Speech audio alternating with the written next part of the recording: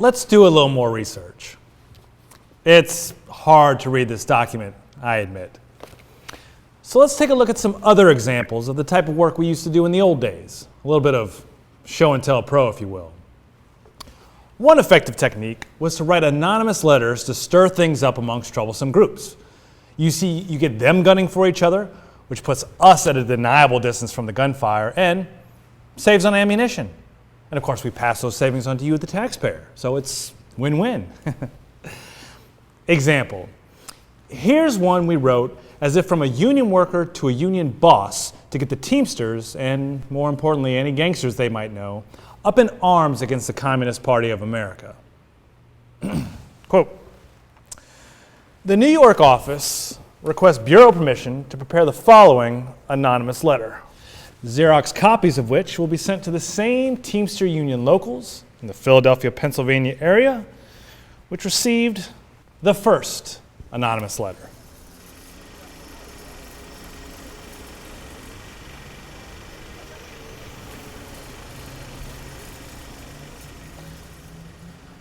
March 22nd, 1968.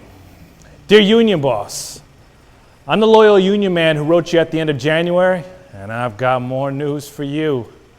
You'll remember that I told you I spoke with my commie brother-in-law, who told me that the leaders of his party were in Moscow, and amongst the instructions they came back with were to try to get rid of the hoodlums in the truck and dock unions in the United States.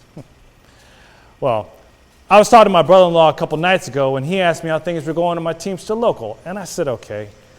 He said he told me he knew there were lots of gangsters in my union, but things would be changing for the best shortly. He told me that in February, leaders of his party were in Hungary, meeting party people from other countries, and it came up again about how they're going to clean up the gangster-controlled unions in this country. I told him he was all wet, but I didn't use those words. I'm afraid these commies mean business, so watch out.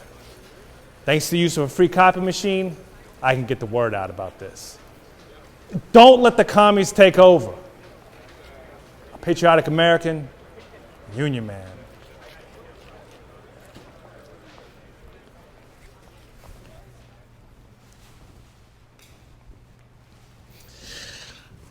We called that Operation Hoodwink. Get it? So you see, there's lots of creativity involved here. But what's most important is the anticipation of the worst case scenario in the mind of the recipient. You see, we're just echoing and amplifying the fear and suspicion that we hope is already in there. But we're still at our initial document. We still can't read this thing, can we? We're no nearer. Our next and final option is to really try to get into the text and explore the space. We need to do our homework and go under the redaction marks. I mean, don't you want to know what this document says? I know that I do. So let's do it. Let's dig in and see if we can't find this text's inner voice.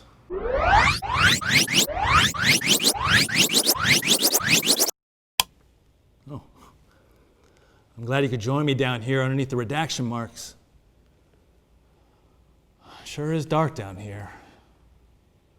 Let's check it out.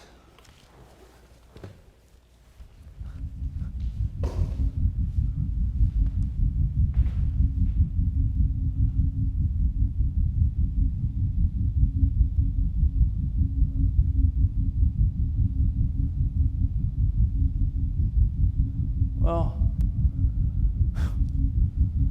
there really isn't that much to see. I guess the moral of the story is, when you submerge yourself underneath those magic markings, there is no more text left. Errata redaction. Boy, there's a juicy piece of cultural commentary. I bet Harper's Magazine would eat that up. Still, it is spooky down here. Yeah, this is a haunted place. We all get this black apple party. The next do the thing they want to do. We might not be back. I might be in jail.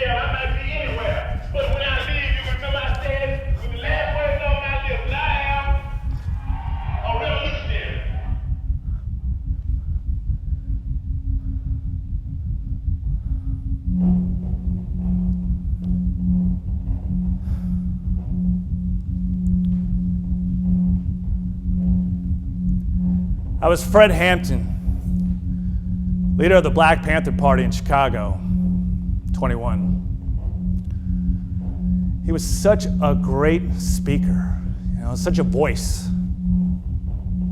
Too good. We shot him in his sleep.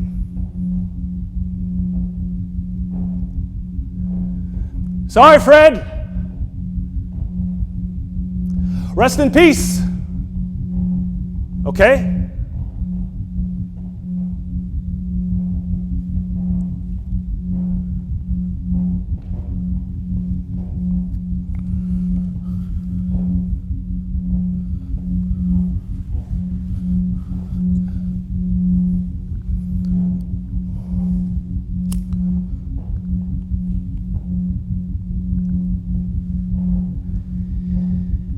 In the name of the judicial, the legislative, and the executive, I call upon you now to protect me. This is a ghost story.